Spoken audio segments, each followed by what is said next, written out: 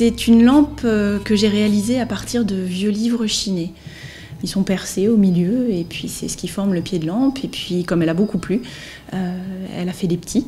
Et puis de fil en aiguille, j'ai chiné davantage, j'ai monté davantage d'objets donc parfois un petit peu bizarres ou inattendus en pied de lampe, donc comme des embauchoirs, des boîtes de dominos, des boîtes de cubes, des bobines de cinéma.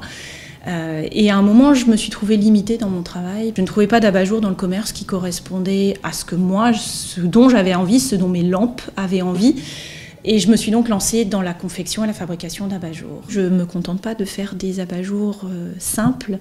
Je recherche le travail de la matière, la lumière du jour, et j'essaye de donner des volumes à ces abat-jours-là.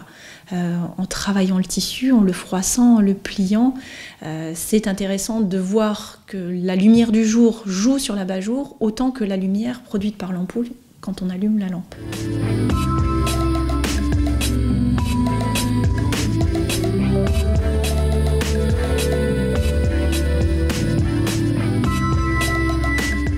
J'ai toujours été attirée par le côté décoration et création.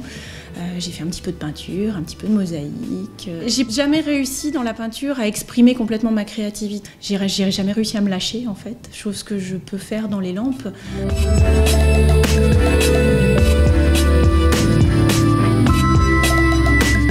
Il y a le côté ludique, il y a le côté très féminin de la chose, et puis c'est pas juste une lampe pour éclairer, c'est une lampe qui fait jolie, mais qu'on peut poser sur une console dans une entrée. C'est déjà en soi une lampe qu'on veut voir, donc qui doit attirer le regard. Si c'est pour faire un objet beige passe-partout qu'on oublie rapidement, elle perd aussi un petit peu de sa valeur.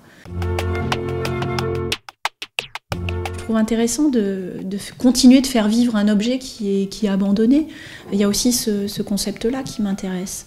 C'est dommage, sous prétexte que l'objet est dépassé ou qu'il n'est plus à la mode, de l'abandonner. Et là, au moins, on le remet au goût du jour, on lui donne une deuxième chance, on lui donne une deuxième vie. Et ça, c'est fantastique, quoi.